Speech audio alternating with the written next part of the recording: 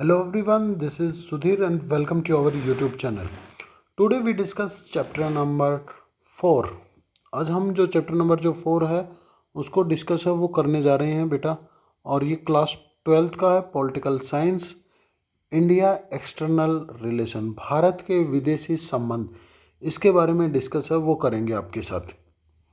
हम साथ के साथ में डिस्कस करने जा रहे हैं और ये जो पहला जो टॉपिक है वो है आपका इंटरनेशनल कॉन्टेस्ट, अंतर्राष्ट्रीय संदर्भ में। जो अंतर्राष्ट्रीय जो संदर्भ है उसके विषय में हम बात है वो करेंगे। और उम्मीद करता हूँ कि आपने अभी तक हमारे चैनल को सब्सक्राइब है वो कर लिया होगा। फिर भी कोई अभी तक नहीं किया है तो आप चैनल को सब्सक्राइब कर लीजिए ताकि आपको आने वाली जो वीडियो हैं उनकी नोटिफिकेशन है वो मिल सके। और और जो होमवर्क आपको दिया जाता है इस टॉपिक पे या किसी के ऊपर, आप अपने कमेंट बॉक्स में आप मेरे को मैसेज कीजिए या फिर आप अपनी जो नोटबुक है जिसमें आप नोट्स बनाते हो उसके अंदर आप उन क्वेश्चन को लिख सकते हो। चलिए स्टार्ट करते हैं। आप इंडिया वॉज बोर्न, इंडिया का जो जन्म है, इंडिया वॉज बोर्न, इंडिया का जो जन्म है, जस्ट एक मिनट, इंडिया का जो जन्म है in a very trying and challenging international contest, कि इंडिया का जो जन्म है वो काफ़ी ज़्यादा विकट परिस्थितियों में हुआ है। या मैं कहूँ कि जब इंडिया का जब जन्म हुआ या जब इंडिया का जब इंडिया को फ्रीडम मिली तो उस समय जो कंडीशन थी वो काफ़ी ज़्यादा बुरी चली हुई थी हमारे देश में। और कैसी चली थी, जैसे end of second world war, जो सेकेंड वर्ल्ड वॉर था उसका अंत हो गया था। तो अब आपके लिए होमवर्क रहेगा क्या? अब आपके लिए होमवर्क है time period of second world war, time period of second world war, world war 2 का आपको टाइम पीरियड बताना है। ये आपका होमवर्क है। End of European power, European जो पावर था उसका अंत हो चुका था। वर्ल्ड डिवाइडेड इनटू 2 ग्रुप्स, जो वर्ल्ड है वो 2 ग्रुप्स के अंदर डिवाइड है वो हो चुका था, यूएसए और यूएसएसआर के बीच में। ठीक है, आगे बात करें हम। और स्टार्टिंग कोल्ड वॉर, जो कोल्ड वॉर है वो स्टार्ट हो चुका था। और जो इकोनॉमी थी, economy weak, weak economy of the world, जो वर्ल्ड की जो इकोनॉमी थी वो कमज़ोर हो चुकी थी। एक पॉइंट और लिखना चाहो तो आप लिख सकते हो, end of league of nation, जो लीग ऑफ नेशन थी उसकी वो भी ख़त्म हो चुका था 1920 के अंदर जो बना था। After the second world war many issues, काफ़ी ज़्यादा जो इश्यूज़ हैं वो आपको देखने को मिले। और वर्ल्ड सेकेंड वॉर के बाद और काफ़ी जो चीज़ें हैं वो घटी। इश्यूज ऑफ रिकंस्ट्रक्शन, रिकंस्ट्रक्शन की जो समस्या है वो आपको देखने को मिली। In other attempt to establish, दूसरी तरफ क्या चल रहा था, दूसरी तरफ एक इंटरनेशनल जो बॉडी है उसकी इस्टेब्लिशमेंट है, जो उसकी जो इस्टेब्लिशमेंट है उस पर ध्यान है वो दिया जा रहा था कि जो लीग ऑफ नेशन है वो अनसक्सेसफुल रही, कि जो लीग ऑफ नेशन है वो क्या रही, अनसक्सेसफुल रही। तो उसका एक अल्टरनेटिव ऑप्शन है वो ढूंढा जा रहा था। और उसी के साथ में क्या हो रहे थे, उसी के साथ में कोलैप्स ऑफ कॉलोनिज्म, जो कॉलोनिज्म है उसका अंत हो रहा था। कॉलोनिज्म का मतलब होता है उपनिवेशवाद का अंत है वो हो रहा था। मैनी न्यू कंट्रीज फॉर्म्ड, और बहुत सारे देशों का जन्म हुआ इसी समय पे। और वो जो देश थे वो एशिया और अफ्रीका के थे। और इन देशों के सामने ट्वाइंस प्रॉब्लम थी, दोहरी समस्या थी। ट्वाइंस प्रॉब्लम मतलब दोहरी समस्या है वो क्रिएट हुई।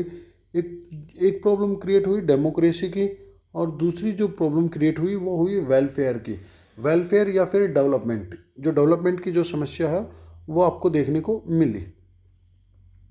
इसके अलावा यदि मैं बात करता हूँ तो आफ्टर द इंडिपेंडेंट, आज़ादी के बाद इंडिया अडोप्ट, जस्ट एक मिनट,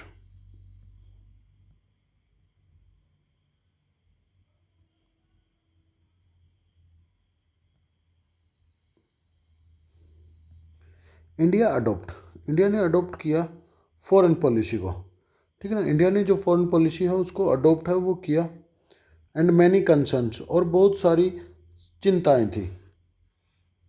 और क्या थी? मैनी कंसर्न्स का मतलब होता है बहुत सारी जो चिंताएं थी वो आपको देखने को मिलती थी। जैसे जो ब्रिटिश गवर्नमेंट है वो left behind the legacy of international dispute, वो अपने पीछे काफ़ी ज़्यादा अंतर्राष्ट्रीय जो डिस्प्यूट है वो छोड़कर चले गए, ठीक है।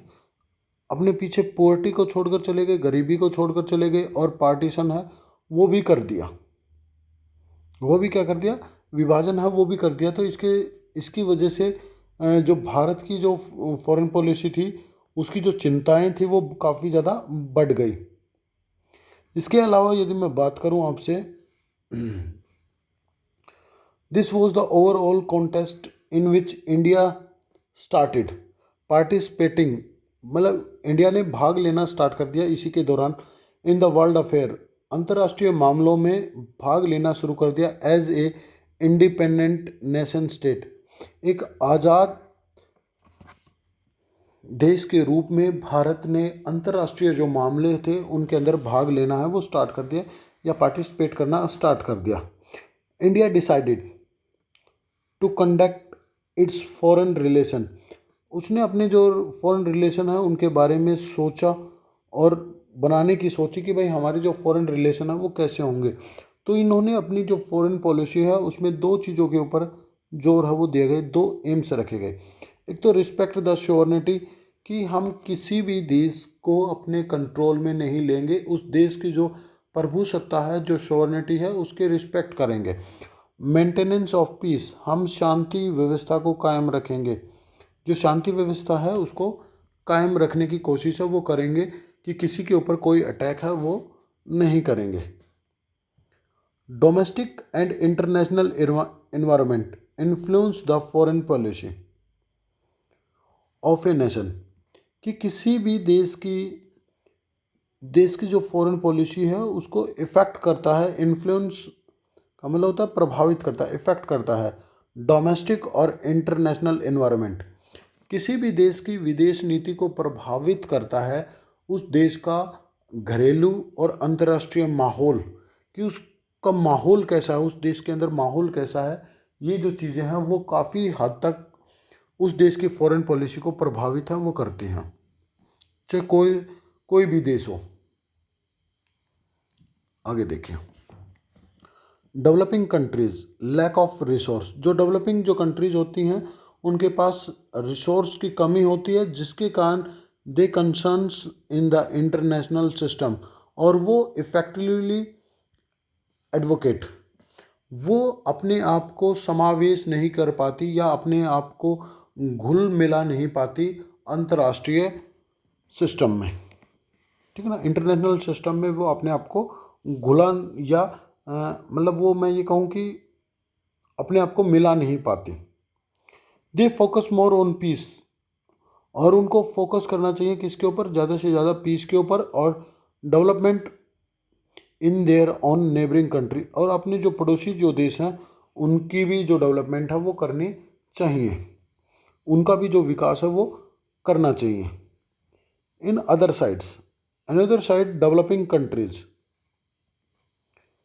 another side developing countries depends on their economics and security on the more powerful state, दूसरी तरफ जो डेवलपिंग जो कंट्रीज होती हैं वो डिपेंडेंट होती हैं इकोनॉमिक आर्थिक के लिए और सिक्योरिटी सुरक्षा के लिए, जो मोर पावरफुल जो कंट्री होते हैं, जो पावरफुल या मैं कहूँ कि जो शक्तिशाली जो देश होते हैं उनके ऊपर डिपेंडेंट होते हैं। कौन?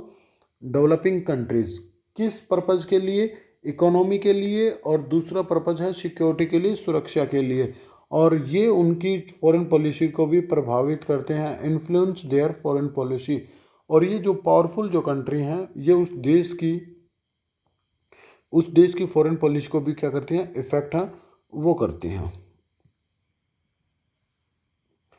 After the second world war, दूसरे विश्व युद्ध के यदि के बाद मैं बात करूं आपसे, तो many developing countries choose to support, और जो उन्होंने चूज किया to support the foreign policy में अपनी को preference is of the powerful countries, कि इन्होंने क्या किया,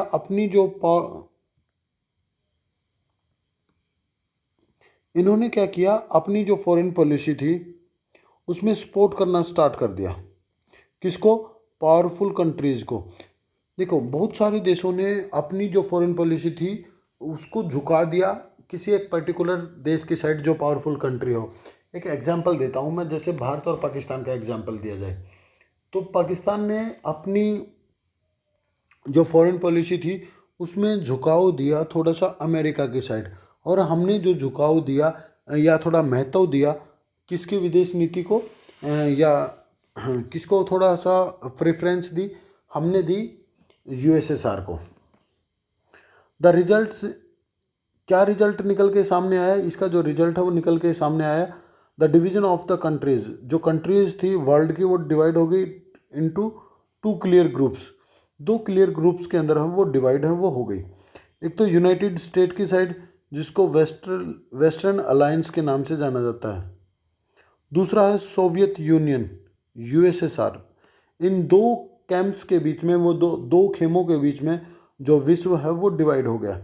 और इसी टॉपिक में हम पढ़ेंगे नॉन अलाइनमेंट मूवमेंट, गुट निरपेक्षता आंदोलन के बारे में भी हम इस चैप्टर के अंदर हैं वो डिस्कस है वो करेंगे। और उम्मीद करता हूँ कि आपको समझ आया होगा। फिर भी कोई डाउट है तो आप मुझसे कमेंट करके पूछ सकते हैं।